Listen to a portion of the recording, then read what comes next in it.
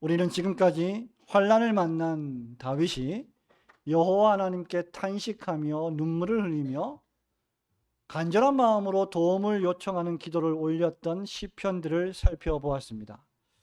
그런데 오늘 우리가 살펴보는 방금 우리가 읽었던 이 시편 11편에는 여러분 잘 보시면 그렇게 안타까운 탄식도 없고 하나님 저를 좀 이렇게 도와주세요라고 하는 직접적인 도움을 요청하는 간구의 기도도 잘 보이지 않습니다. 그렇다면 이제 다윗에게는 탄식할 일도 없고 기쁜 일만 있으며 도움을 요청할 어려운 일도 아예 없어진 것입니까? 그런 일들이 완전히 사라져 버린 것입니까? 결코 그렇지 않습니다. 여전히 다윗은 압살롬의 반역으로 왕권을 내려놓았고 목숨을 부지하기 위해서 수치스럽게 잠시 피신해야만 했고 시시때때로 살해의 위협을 당해야만 했습니다. 잠을 자도 자는 것 같지 않게 불안했던 시간들도 많이 있었습니다. 그럼에도 시편 11편에는 탄식의 슬픔이나 직접적인 기도가 없습니다. 도리어 다윗은 여호와 하나님 안에 있는 확신 넘치는 고백의 노래를 부르고 있습니다. 우리는 이미 10주 전에 여러분 기억하실지 모르겠습니다만은 시편 2편 설교를 들으시면서 시편 총 150편은 종류에 따라 6가지의 시편으로 구분이 된다라고 말씀을 드렸습니다. 6종류의 시편이 무엇인지 여러분 다 기억하십니까? 그 첫째는 탄식시, 둘째는 감사시, 그리고 셋째는 찬양시, 넷째는 신뢰시, 다섯 번째는 지혜의 시, 그리고 마지막 여섯 번째는 제왕시 또는 메시아시라고 불리는 것으로 구성되어 있다라고 했습니다. 오늘 우리가 읽은 이 시편 11편은 이 6가지 중에 어떤 시편에 속할까요? 바로 신뢰의 시편에 속하는 시입니다. 신뢰시란 다른 말로 하면 확신의 시입니다. 시편 11편은 대표적인 신뢰의 시, 믿음의 시인데 우리가 믿는다, 신뢰한다는 것은 확신한다는 것을 뜻하죠. 다윗은 생명을 보존하기 위하여 왕궁을 떠나야 했고 왕권을 내려놓아야 했습니다. 이리저리 도망다니며 도피하며 숨어 다녀야 했습니다. 다윗의 통치도 흔들렸고 다윗의 왕국도 흔들리고 있었습니다. 언제 어느 때 죽임을 당할지 모르는 상황에 있었기 때문에 다윗의 개인적인 인생도 역시 흔들리고 있었습니다. 다윗을 대적하는 세력들이 점점점 강성해지고 늘어났습니다. 다윗의 입지는 점점 더 줄어들고 있었습니다. 다윗을 지지하는 사람들이 과거에는 천천히요 만만히요 수없이 많았지만 지금은 완전히 전세가 역전되었습니다. 그뿐입니까? 그 당시 이스라엘 나라의 도덕적 타락은 극에 달았고 재판장들은 돈을 받고 재판을 굽게 했고 악인들이 득세하는 시기였습니다. 지난주에 말씀드린 것처럼 유전무죄, 무전유죄가 성행하던 시대였습니다. 실로 시련의 시간이었고 고통의 시간이었습니다. 그러나 동시에 이 시련과 고통의 시간, 이 괴로움의 시간들은 믿음의 사람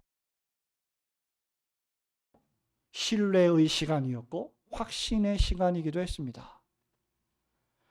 다윗은 흔들리는 세상 속에서 흔들리지 아니하시는 하나님을 믿었고 신뢰했습니다. 여러분, 이것은 오늘날의 교회와 성도들에게 큰 교훈을 줍니다. 오늘 아침에 예배에 나오신 이 자리에 앉아 계신 여러분들에게 역시 동일한 교훈을 주는 말씀입니다. 우리가 살아가는 세상이 흔들릴 때, 여러분이 살아가고 있는 세계가 흔들릴 때, 여러분의 개인의 인생이 처참히 흔들리는 상황을 맞이할 때 성도는 어떻게 살아야 할까? 두 가지를 생각해 보려고 합니다. 첫 번째, 성도는 흔들리는 세상 속에서 언제든지 여호와 하나님께로 피해야 합니다. 달리 말하면 흔들리는 세상 속에서 여호와 하나님만을 피난처로 삼아야 한다는 말입니다. 시편 11편 1절, 2절, 3절 말씀을 우리 한 번 더 읽어봅니다. 시작. 내가 여호와께 피하였거늘 너희가 내 영혼에게 새같이 내 산으로 도망하라 함은 어찌함인가. 활을 당기고 화살을 시위에 먹이며 마음이 바른 자를 어두운 데서 쏘려 하는지다. 터가 무너지면 의인이 무엇을 하랴. 여러분 많이 읽었던 말씀일 것입니다. 이 시편은 우선 다윗의 시이며 인도자를 따라 부르는 노래라고 했습니다. 즉 이 시편은 다윗이 지었고 후일 예배나 성전 예배나 찬양을 인도하는 레위인이 부르는 시편으로 사용되었습니다. 말하자면 지금 여러분이 드리고 있는 예배란 이 주일 오전 예배, 주일 오후 예배 드리는 이 예배라고 하는 것은 여호와 하나님을 신뢰하고 확신 있게 하나님께 피하는 것이다 라고 정의할 수 있을 것입니다. 우리가 예배를 여러 가지로 정의할 수 있겠지만 그 중에 하나는 확신 넘치게 여호와 하나님께 피하고 그분을 신뢰하는 것, 그것이 예배이다 라는 것이죠. 지금 다윗은 시편 11편을 통하여 내가 여호와께 피하였거늘 이라고 시작합니다. 성도 여러분, 우리 한번 따라해 보실까요? 내가 여호와께 피하였거늘. 진짜 여호와께 피하는 성도는 진실한 마음으로 이 고백을 할 수 있겠지만 여호와께 피하는 것이 무엇인지 모른다면 이것을 그냥 글자로만 읽게 될 것입니다. 성도가 어려운 일을 만날 때 짧은 인생이든 긴 인생이든 인생을 살아오면서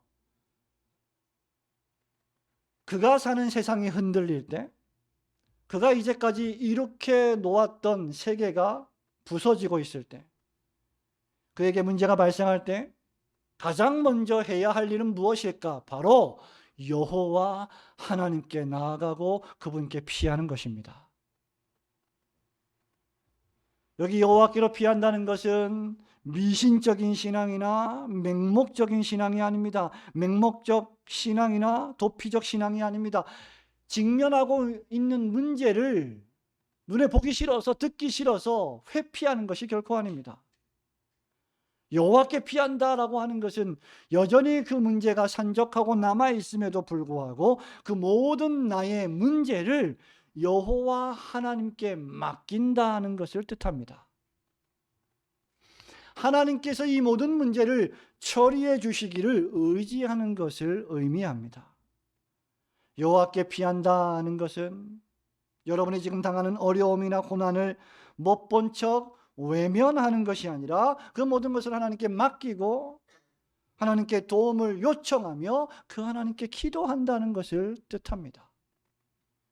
그것이 바로 여호와께 피한다고 하는 것의 진정한 의미입니다. 이런 의미에서 여호와 하나님은 성도들의 피난처가 되십니다. 환난당한 자들의 피난처가 되십니다. 구약에서 여호와 하나님이 계신 성전, 여호와 하나님이 앉으신 보좌, 여호와 하나님의 말씀이 담겨있는 언약궤는 바로 여호와 하나님의 임재와 성도들이 피할 수 있는 피난처를 상징하고 있습니다. 하나님이 계신 성전은 하나님의 백성들의 안전이자 안식처이자 피난처였습니다. 그렇다면 왜 다윗은 여호와께로 피하는 것일까요? 2절에 보니까 악인이 다윗을 향하여 활을 당기고 마음이 바른 자를 어두운 데서 쏘아 죽이려 하고 있기 때문입니다. 즉 악인들이 음모와 악한 계획으로 의인들을 핍박하고 중상모략하며 죽이려고 하고 있기 때문입니다. 이들은 어두운 곳에서 숨어서 목표물을 잡아 사냥하려는 무섭고 사나운 짐승들과 같습니다. 우리가 영화를 보면 종종 스나이퍼들을 보게 되는데, 저격수를 보게 되는데, 저격수의 특징은 은폐에 능하고 적군이 전혀 알아차리지 못할 정도로 으슥한 곳에서, 눈에 띄지 않는 곳에 숨어서 적군들을 살해하려는 군인들이 바로 저격수들의 특징입니다.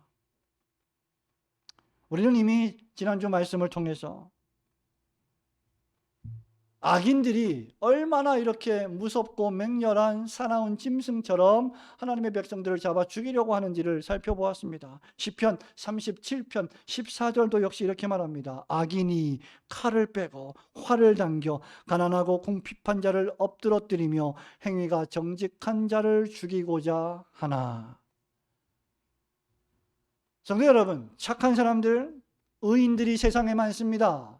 착한 사람들과 의인들은 존중을 받아야 합니다. 존경받아야 합니다. 바르게 올곧게 살아가려 하는 자들은 존귀함을 받아야 합니다. 그럼에도 불구하고 악인들이, 바르지 못한 자들이, 불법을 행하는 자들이 이 착한 사람들을 죽이려 합니다. 왜 그렇습니까? 그들이 불법을 행하고 악을 자행하기 때문입니다. 반대로 나쁜 사람들과 악인들은 온갖 거짓말과 술수를 동원하여 의인을 핍박하고 법을 이리저리 회피하며 법망에 걸리지 않고 살아가는데도 심판을 당하지 않고 잘만 살아가는 것 같습니다. 오죽하면 시인이 괴로워서 저들은 죽을 때조차 배가 부르고 눈이 크게 죽는다라고 한탄했겠습니까? 시인 다윗은 이를 가리켜서 3절에서 터가 무너져 버렸습니다. 하나님, 터가 무너져 버리면 의인이 과연 무엇을 할 수 있겠습니까? 라고 탄식했습니다. 성도 여러분, 건물을 지으려고 기초를 튼튼히 파지요. 기초를 튼튼히 팠는데 그 기초가 순식간에 하루아침에 다 무너져 버린다면 그 위에 어떻게 건물을 지을 수 있겠습니까? 불법과 불의가 판을 치고 하나님을 경외함이 땅에 떨어졌습니다. 너도 나도 거짓말을 하니, 온 세상이 거짓말을 하니 나 하나쯤이야 거짓말을 한다고 달라질 게 뭐 있느냐? 역시 나도 거짓말을 하며 살아가는 세상 속에서 사람들이 살고 있습니다. 사람들이 더 이상 하나님을 경배하지 않고 자기 자신을 경배하고 자기 자신을 신격화하며 우상으로 만들어버립니다. 이런 때에 의인이 할 수 있는 일은 별로 없어 보입니다. 하나님을 섬기는 경건한 백성들이 할 일은 별로 없어 보입니다. 그래서 다윗은 자신이 여호와께로 피하였다 라고 고백하는 거예요. 그리스도인의 신앙은 바로 이 싸움이라고 저는 생각을 합니다. 성도 여러분, 어려운 일 당할 때 여러분은 누구에게 피하십니까? 어려운 일 당할 때 여호와 하나님을 굳게 신뢰하고 의지하며 확신 가운데 자기 인생을 맡기는 삶이 신자의 삶이요 성도의 삶입니다. 지금 우리가 살아가고 있는 세상은 어떻습니까? 여지없이 흔들리고 있습니다. 코로나 질병의 습격으로 2년 6개월 동안 세상의 모든 기초가 흔들려 버렸습니다. 전쟁과 전쟁, 난리와 난리, 소문이 끊이지 않았습니다. 여러분, 모든 물가가 상승하고 원자재 가격이 폭등했습니다. 이전에는 마트에 가서 장을 보면 3, 4만 원이면 되었을 식비가 15만 원, 20만 원이 들어야 될 정도로 폭등했습니다. 원유값이 올랐죠. 기름이 리터당 2,000원이 훨씬 넘는 세상을 맞이했습니다. 제가 박사과정을 미국에서 했는데 미국에서 박사과정을 할 때 갤런당 기름값이 1.5불에서 비싸야 2불이 넘지 않았습니다. 지금은 5불, 6불을 하고 있습니다. 상상을 초월할 정도의 고통을 맞이했습니다. 사람들이 차를 더 이상 몰지 않습니다. 물가가 오르고 모든 것이 올랐습니다. 사람들이 시쳇말로 하는 말들이 있어요. 요즘 무슨 말 합니까? 다 오르는데 두 가지만 오르지 않는다. 하나는 우리 아이들 성적이고 다른 하나는 월급이다. 어떻게 살아갑니까? 이런 세상 속에서. 이 둘만 빼고 다 올랐습니다. 조그만 아파트 하나가 5억, 6억을 하는 시대를 우리가 지금 살아가고 있습니다. 하루하루 살아가기가 어려운 시절이에요. 그런데도 우리가 살아가고 있다는 것은 정말 기적 같은 일이 아닙니까? 나라를 보십시오. 정치와 이념으로 분열되어 있고 내 편이 아니면 전부 적이라는 가치관이 세상을 지배하고 있습니다. 하나님을 두려워하고 하나님의 말씀대로 정책을 펼쳐야 할 정당들이 하나님의 말씀을 정면으로 도전하는 악법들을 만들고 있습니다. 실로 세상이 흔들리고 나라가 흔들리고 있습니다. 그뿐입니까, 여러분? 여러분 자신이 흔들리고 있지 않습니까? 여러분 자신의 존재가 불안합니다. 죄와 죽음이라는 질병으로 인해 여러분이 죽었고 죽어가고 있으며 죽을 것입니다. 지금 당장 죽지 않는다 할지라도 절망 가운데, 낙심 가운데 여러분은 매일 여러분을 죽이고 있습니다. 그 누구도 해결할 수 없는 이것이 바로 우리가 만난 흔들리는 세상입니다. 이런 흔들리는 세상 속에서 사람들은 말하죠. 뭐라고 말합니까? 새같이 내 산으로 도망하라. 여러분 1절에 내가 여호와께 피하였거늘 너희가 내 영혼에게 새같이 내 산으로 도망하라 하면 어찌함인가 이렇게 노래했습니다. 여기서 너의 산이란 인간적으로 다윗이 또 사람들이 의지할 만한 모든 종류의 것으로 피하라는 뜻입니다. 지난 2000년 동안 인간은 스스로를 의지하며 피해왔습니다. 하지만 여러분 보십시오. 세상은 평화를 원하지만 복음성가 가사처럼 전쟁의 소문은 끊이지 않습니다. 지난 2000년 역사 동안 전쟁이 없었던 날이 있었습니까? 인간은 철학을 논합니다. 교육을 논합니다. 하지만 여전히 폭력과 살인과 압제는 끝이 없습니다. 여러분이 매일매일 보는 뉴스 속에서 불행한 사건들이 얼마나 많이 발생하고 있습니까? 인간은 과학의 발전을 말합니다. 과학혁명 시대조차 새로운 윤리적 문제를 초래하고 있습니다. 수없이 정권이 교체되고 있는 것을 우리 연세가 드신 어른들께서는 다 보아왔습니다. 권력이 바뀌는 일들을 목도해 왔습니다. 하지만 우리가 사는 세상은, 우리가 사는 나라는 여전히 불신과 분열이 가득합니다. 세상 살림살이가 결코 나아지지 않았습니다. 인간은 도무지 스스로를 구원하지 못합니다. 정치도 경제도 과학도 문화도 예술도 그 어떤 것도 사람을 구원하지 못합니다.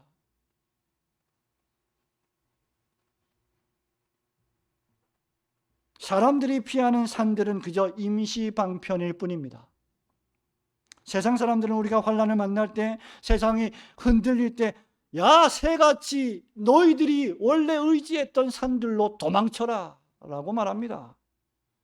그러나 다윗은 도대체 너희들이 내 영혼에게 새같이 내 산으로 도망하라 하면 어찌함인가 라고 묻고 있습니다. 세상 사람들은 우리에게 말하지요. 야 하나님을 믿는 것만으로 충분하지 않아. 좋아 괜찮아. 야 교회 가. 예배도 드려. 하나님도 믿어. 근데 그것만으로는 세상을 못 살아. 그것만으로는 충분하지 않아. 이 사람아 좀 순진한 척 하지 마. 야가야 돼 세상을 살려면. 그래서 순진하게 하나님을 믿는 것만으로 충분하지 않다고 부추기죠. 보험도 들어놓아야 하고 줄도 잡아야 하고 든든한 뒷배경도 있어야 한다고 말합니다. 이것이 여러분 인생을 살아가는 세상 사람들의 법칙입니다. 결정적인 일이 벌어질 때 하나님이 아니라 자신의 능력과 자신의 인맥과 자신의 세상을 의지하는 것 말입니다. 적지 않은 사람들이 하나님을 믿는다고 하면서 결정적인 일이 벌어질 때 하나님을 부인합니다. 믿음 없는 행동을 합니다. 결정적인 일이 벌어질 때 하나님을 찾아 기도하지 않고 세상으로 갑니다. 입으로는 하나님을 찬양한다, 믿는다, 고백하면서도 무슨 일이 생기기만 하면 그들은 여지없이 심리학자에게 조언을 구하고 교육자에게 조언을 구하고 상담센터를 찾아가고 수많은 세상의 전문가들을 찾아갑니다. 도무지 그들은 엎드리지 않습니다. 기도하지 않습니다. 하나님을 의지하지 않습니다. 이것이 실천적 무신론입니다. 하지만 바로 그런 때에 다윗은 그 사람들에게 너희들이 도대체 어떻게 나에게 그런 말을 할 수 있느냐? 나는 여호와께로 피하였노라고 말합니다. 이것이 바로 신앙이에요. 다소 무지해 보이고 다소 말이 안 되는 것처럼 보일지 몰라도 이것이야말로 하나님의 자녀들이 선택해야 할 신앙입니다.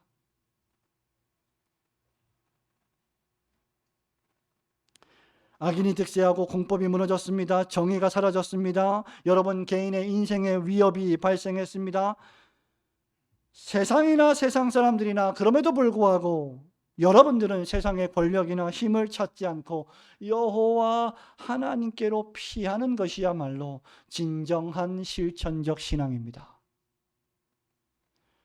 여호와 하나님께로 피하여 나의 모든 문제를 맡겨드리는 것이야말로 참된 신앙입니다. 하나님의 말씀이 하지 말라 하시면 저는 안 하겠습니다. 제가 싫어도 하나님의 말씀이 명령하시면 그것을 하겠습니까? 이게 신앙입니다. 바로 이것이야말로 바울이 에베소서 6장에서 하나님의 전신갑주를 가르칠 때 말했던 믿음의 방패입니다. 이 믿음의 방패가 없으면 사단이 불화살을 쏘아댈 때 여지없이 그 화살에 맞아 내상을 입고 죽어버립니다. 신앙을 타협합니다. 그저 교회 다니는 건 나의 삶의 종교적인 액세서리, 나를 좀 빛나게 해주는 것일 뿐 전부가 되지 못합니다. 여러 좋은 것 가운데 하나일 뿐입니다. 바울은 에베소서 6장 16절에서 이렇게 말하죠. 모든 것 위에 믿음의 방패를 가지고 이로써 능히 악한 자의 모든 불화살을 소멸하고. 하나님께 피하는 것은 악한 자의 모든 불화살을 소멸시키는 성도들의 가장 강력한 무기입니다. 그러므로 여러분 인생 속에서 어떤 종류의 어려운 일을 당하든지 여러분의 믿음이 비록 약해질 때가 있겠지만 그럼에도 하나님께로 피하여 하나님 의지하고 하나님께 늘 도움을 요청하시는 성도들이 되시기를 주님의 이름으로 축원합니다. 두 번째로 성도는 흔들리는 세상 속에서도 여전히 높은 보좌에 앉으셔서 온 세상을 다스리시는 하나님을 굳게 확신해야 합니다. 우리 4절, 5절, 6절, 7절 우리 한 번 더 하나님 말씀 읽어보겠습니다. 시작. 여호와께서는 그의 성전에 계시고 여호와의 보좌는 하늘에 있으며 그의 눈이 인생을 통촉하시고 그의 안목이 그들을 감찰하시도다.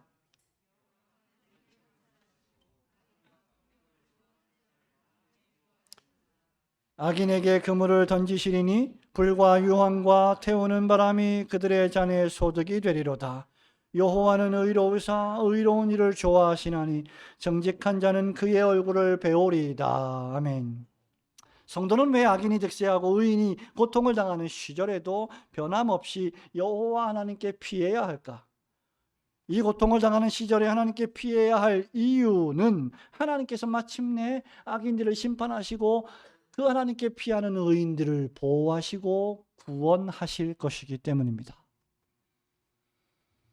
4절 말씀은요, 시편 11편에서 가장 가운데에 위치한 중심 구절입니다. 다윗이 피한 여호와 하나님은 어떤 분이십니까? 4절에 따르면 하나님은 성전에 계시고 하늘 보좌에 앞 앉으신 의로우신 재판장이십니다. 여러분, 법정에 여러분들이 얼마나 자주 가셨는지 모르겠습니다만 별로 가지 않기를 바랍니다만 법정에 가면 판사들이 있습니다. 재판정이 있죠. 재판정에 재판장들이 앉아 있습니다. 판사들이 앉아 있습니다. 그 판사들이 앉아 있는 자리가 낮습니까? 높습니까? 높습니다. 판결을 내리는 자리이기 때문이죠. 그런데 지금 여호와 하나님께서 하늘의 보좌에 앉으셨다는 것은 가장 높은 재판장 중에 재판장이시라는 것입니다. 성전은 하나님이 거하시는 임재의 상징적 장소입니다. 하나님은 지금 하늘의 성전에 계십니다. 그리고 그 하늘 성전의 보좌에 앉아 계십니다. 더욱이 지금 다윗은 4절에서 여호와 하나님이라는 언약의 이름을 야훼 하나님, 여호와 하나님이라는 언약의 이름을 2번씩이나 사용합니다. 여호와 즉 야훼 하나님은 택하신 하나님의 백성들을 반드시 구원하시는 신실하신 약속의 하나님을 뜻하는 이름입니다. 우리가 하나님을 여호와 하나님, 나의 하나님이라고 부를 때 그 의미는 하나님 나를 구원하실 약속해 주신 하나님이십니다 라는 고백입니다. 말하자면 지금 하늘 보좌에 앉으셔서 온 세상을 통치하시는 여호와 하나님은 자기 백성을 구원하심에 있어서 능력자이시고 신실하신 언약의 하나님이시다라는 뜻입니다. 그 하나님께서 5절, 6절, 4절, 5절, 6절에 계속해서 인생들을 통촉하시고 감찰하신다고 했습니다. 그 하나님께서 의인을 감찰하시고 악인들은 미워하신다라고 했습니다. 여호와 하나님은 말하자면 사람들을 관찰하시고 주목하시고 조사하시는 분이십니다. 여호와 하나님은 아무도 속일 수 없습니다. 우리가 아무리 사람들을 관찰하고 사람들을 주목하고 사람들을 조사한다 할지라도 그들을 다 알 수는 없는 노릇입니다. 그러나 하나님이 사람의 마음을 감찰하시면 그 하나님 앞에 속일 수 있는 자들은 아무도 없습니다. 6절에 따르면 하나님은 그물을 던지십니다. 악인들을 포획하십니다. 더 나아가 불과 유황을 던져 악인들을 불태우실 것입니다. 성도 여러분, 하나님을 믿는 교인들이, 성도들이 저지르는 하나님에 대한 오해와 실수 가운데 하나가 이것입니다. 하나님은 사랑이십니다. 하나님은 사랑만 하실 줄 아는 분이십니다. 천만에요. 질투하지 않는 사랑은 참된 사랑이 아닙니다. 하나님은 자신의 사랑을 다른 이와 나누지 않으십니다. 그러므로 하나님은 악을 미워하시고 죄를 심판하시는 것입니다. 2절에서 악인들이 의인들을 죽이려고 화살을 쏘았습니다. 어두운 데 은밀히 숨어서 공격했습니다. 그러나 6절에서 하나님은 공개적으로 그물을 던지시고 온 세상이 다 보일 수 있도록 유황과 불을 던지셔서 그런 악인들과 그들의 악행을 심판하실 것입니다.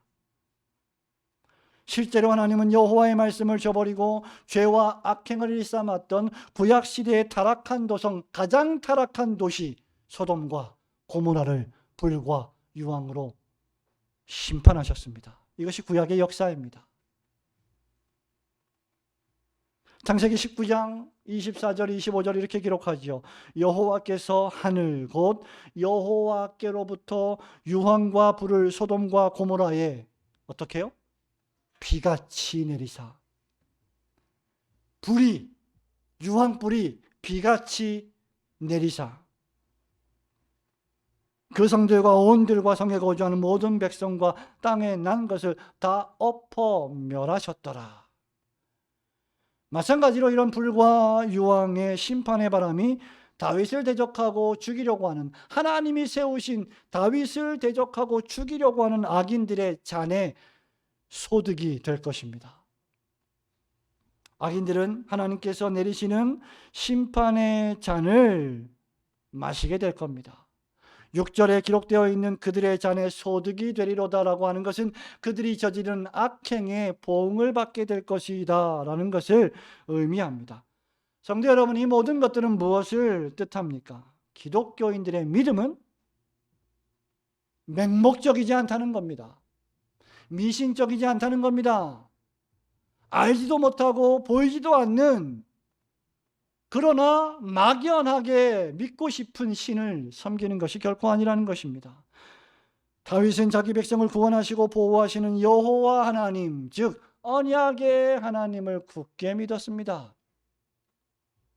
자신의 인생의 역사를 돌아볼 때도 마찬가지 아닙니까?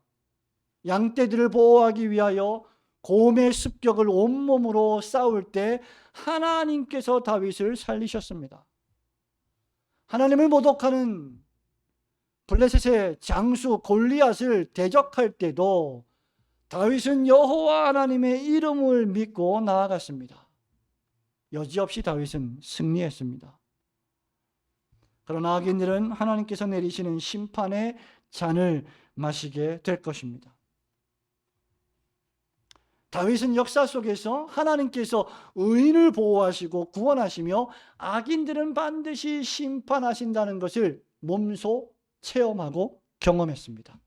그래서 우리의 신앙은 머리로만 하는 지식적인 신앙이 아니라 체험적이고 경험적인 신앙이어야 합니다. 성도 여러분, 비록 악인이 득세합니다. 세상이 불합리해 보입니다. 예수님을 믿고 살아가는 것이 한없이 연약해 보입니다. 바보들이나 하는 짓 같아 보입니다. 예수님을 믿고 예배를 드리며 살아가는 것이 무기력해 보이고 무능력해 보이고 별로 세상을 살아가는데 도움이 안 되는 것 같아 보입니다. 마치 3절 말씀처럼 터가 무너지면 의인이 무엇을 하랴? 그렇게 터가 무너진 것처럼 보이지만 터는 결코 무너지지 않을 것입니다. 왜냐하면 여호와 하나님께서 마침내 하늘 높은 보좌에 앉으셔서 온 세상을 심판하실 것이기 때문입니다. 본 시편의 마지막 구절인 7절은 왜 하나님께서 하나님의 자녀들이 여호와 하나님께로 피해야만 하는지를 가르쳐 주시는 그 이유를 밝혀줍니다. 그렇게 7절은요 1절에 대한 대답이요 이유입니다. 내가 여호와께 피하였거늘. 왜 여호와께 피합니까? 그 이유는 여호와 하나님께서 의로우시기 때문입니다. 여호와 하나님이 의로우셔서 의로운 일을 행하실 뿐만 아니라 의로운 일을 좋아하시고 기뻐하십니다.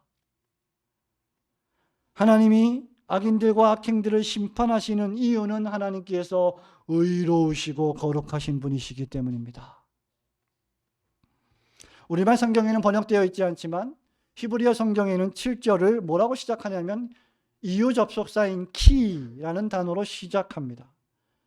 다윗은 1절을 내가 여호와께 피하였다라고 시작했고 마지막 절인 7절에서 내가 여호와께 피한 이유, 즉 하나님께서 의로우시며 의로운 일을 좋아하시기 때문입니다 라고 고백하는 겁니다. 결국 다윗은 정직한 자가 하나님의 얼굴을 배울 것이다 라고 시편을 마감하고 있습니다. 4절에서 하나님은 인생을 통촉하시고 감찰하신다고, 즉 인생들을 보신다고 말했습니다. 그리고 7절에서 정직한 자는 여호와의 얼굴을 본다고 했습니다. 여기 정직한 자는 2절에 마음이 바른 자입니다. 의인입니다. 경건한 자입니다. 하나님을 의지하는 사람들입니다. 다른 말로 하면 하나님의 마음에 합한 사람입니다. 다윗이야말로 하나님의 마음에 합한 사람이 아니었습니까? 그의 마음이 하나님의 마음에 가 닿았기 때문입니다. 또 다른 다윗의 시인 시편 17편 15절에서 다윗은 이렇게 노래합니다. 나는 의로운 중에 주의 얼굴을 배우리니 깰 때에 주의 형상으로 만족하리이다. 다윗의 평생의 소원이 있었다면 의롭게 믿음으로 살아가는 중에 여호와 하나님의 얼굴을 보는 것이었습니다. 그리고 죽어서 깰 때도 하나님의 얼굴을 보는 것이었습니다. 여러분 지금 누구의 얼굴이 가장 보고 싶으십니까? 여러분이 보고 싶은 얼굴은 누구입니까? 여러분이 보고 싶은 사람의 얼굴을 본다면 얼마나 기쁘고 즐겁겠습니까? 그런데 하나님의 백성들은 여호와 하나님의 얼굴을 볼 때에만 비로소 참된 만족과 행복을 얻을 수 있게 됩니다. 이런 의미에서 여호와 하나님의 얼굴은 성도의 만족입니다. 여호와 하나님의 얼굴을 보는 것은 성도의 가장 큰 행복입니다. 여러분 목사의 행복이 무엇일까요? 어떤 것이 목사의 행복일까요? 여러 가지 많이 있겠지만 성도들이 하나님을 예배하러 예배당에 나오는 모습을 보는 것이 목사의 행복입니다. 어린아이를 데리고 안고 업고 손을 붙잡고 하나님을 경배하러 나오는 모습을 보는 것만큼 행복한 일이 어디 있습니까? 그런 로이의 얼굴을 볼 때 얼마나 여러분은 행복하십니까? 정말 즐겁지 아니합니까? 로이의 얼굴을 보면서 찡그리는 사람이 있습니까? 이상한 사람이죠. 약간 이상한 사람입니다. 그럴 수 없습니다. 정말 보고 싶은 얼굴, 정말 사랑하는 사람의 얼굴을 보면서 어떻게 찡그릴 수가 있겠습니까? 그렇기에 예수님은 산상수훈의 말씀인 마태복음 5장 8절에서 마음이 청결한 자는 복이 있나니 그들이 하나님을 볼 것임이요 라고 했습니다. 무엇이 성도의 행복일까? 마음이 청결하여 하나님을 보는 사람입니다. 요한계시록 22장 4절에 따르면 하나님께서 만드시는 새하늘과 새 땅에서의 성도의 소망 역시 여호와 하나님의 얼굴을 보는 것입니다. 지금은 우리가 희미하게 보지만 그때에는 얼굴과 얼굴을 마주 대하여 보게 될 것입니다. 그때 우리는 더 이상 희미하게 예배하지 않고 완전하신 의의 광채, 태양의 광채이신 예수 그리스도를 얼굴로 보며 예배하게 될 것입니다. 그때 우리의 지금 이 행복은 완전한 행복이 될 것입니다. 그 유명한 시편 23편 여호와는 나의 목자시니 내가 부족함이 없으리로다 라고 시작되는 이 시편 23편 마지막 절인 6절에서 다윗은 이렇게 고백합니다. 내 평생의 선하심과 인자하심이 반드시 나를 따르리니 내가 여호와의 집에 영원히 살리로다. 성도 여러분, 하나님의 자녀들이 여호와의 집에 영원히 산다면, 여호와 하나님께서 주인이 되신 집에 영원히 산다면 그는 하나님의 얼굴을 매일매일 보는 사람들입니다. 그것이 성도의 행복입니다. 민수기 6장 24절, 25절, 26절에 기록된 이스라엘 자손을 위한 대제사장적 축복의 기도는 이렇게 끝나죠. 여호와는 내게 복을 주시고 너를 지키시기를 원하며 여호와는 그의 얼굴을 내게로 향하여 드사 은혜 베푸시기를 원하며 여호와는 그 얼굴을 내게로 향하여 드사 평강 주시기를 원하노라 할지니라 하라. 성도의 평강, 성도의 행복, 성도의 기쁨, 성도의 즐거움은 여호와 하나님께서 얼굴을 보여주시는 것입니다. 그 얼굴을 여러분들이 믿음으로 보는 것이 여러분들의 인생 최고의 행복입니다. 흔들리는 세상 속에서도 높은 보좌에 앉으셔서 의로 온 세상을 통치하시는 하나님을 굳게 신뢰하며 영원한 하나님의 나라에서 그분의 얼굴을 배우며 살아갈 것을 기대하고 기다리시는 성도들 되시길 주님의 이름으로 축원합니다. 성도 여러분, 말씀을 맺습니다. 흔들리는 세상 속에서 성도는 여호와 하나님께로 피해야 한다고 했습니다. 악인들이 득세하고 의인들을 핍박한다고 해도 높은 하늘 보좌에서 이것을 다 보고 계시며 공의로 온 세상을 통치하시는 여호와 하나님께서 마침내 악인들을 심판하시고 의인들을 구원하실 것이기 때문에 성도는 여호와께 피해야 합니다. 어려운 일 당할 때 여러분, 세상 사람들은요, 돈을 의지합니다. 돈으로 문제를 해결하려 합니다. 악한 사람들은 권력을 의지합니다.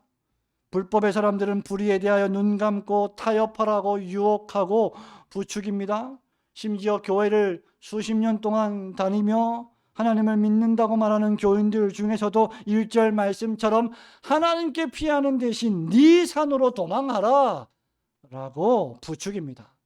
세상 모든 사람들이 다 그렇게 말해도 하나님을 믿는 사람들은 그렇게 말하지 않아야 하는데도 불구하고 세상 사람들 다 그렇게 하는데 뭐 너는 그렇게 까다롭게 사느냐 라고 말합니다. 뭐 주일 좀 빼먹으면 어떠냐 라고 말합니다. 뭐 헌금 좀 하지 않으면 어떠냐, 괜찮다 라고 말합니다. 교회에 나가서 봉사하지 않으면 어떠냐 라고 말합니다. 다 거짓말하면서 돈 버는데 뭐 그렇게 잘났다고 진실을 말하며 살아가느냐, 힘들게. 다 술 마시고 노래하고 춤추는데 뭐 너희들은 굳이 그렇게 고결하게 살아가려고 하느냐? 내 산으로 도망해라 라고 말합니다. 적당히 눈 감고 못 본 척하고 모른 척하며 불의와 불법에 대하여 입 다물고 적당히 타협하라고 유혹합니다.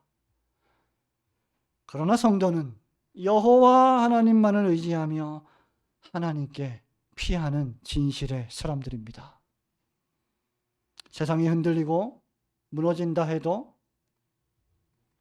여러분의 삶의 터전이 흔들린다고 해도, 그것이 질병이 되었든지 가정의 문제이든지 사업의 문제이든지 어떤 문제이든지 여러분 삶의 터전이 기반이 흔들린다고 해도, 무엇을 해야 할지 당황스러울 때조차도 우리는 오직 여호와께 피해야 합니다. 왜냐하면 오직 여호와 하나님만이 의로우신 분이시기 때문입니다. 비록 악이 성행하고 불법이 난무하다 할지라도 여호와 하나님이 마침내 소돔과 고모라를 불로 심판하셨던 것처럼 마침내 불의한 이 세상을 공의로 심판하시고 악인들과 사단 마귀를 심판하실 것입니다. 그러나 마음이 청결하여 의를 행하고 그리스도의 복음에 순종하며 하나님의 나라와 주님의 몸된 교회를 위하여 봉사하고 진리를 사랑하는 자들을 하나님은 마침내 보호하시고 구원하실 것입니다. 그러므로 신자로서 이 세상을 살아갈 때 당하는 고난과 핍박을 인내로 견디고 세상이 흔들리고 터가 무너지는 상황을 앞으로 여러분이 맞이한다 할지라도 여호와 하나님의 얼굴을 잠시 잠깐 후에 볼 것을 기대하면서 여호와께 피하시는 성도들이 되시기를 주님의 이름으로 축원합니다.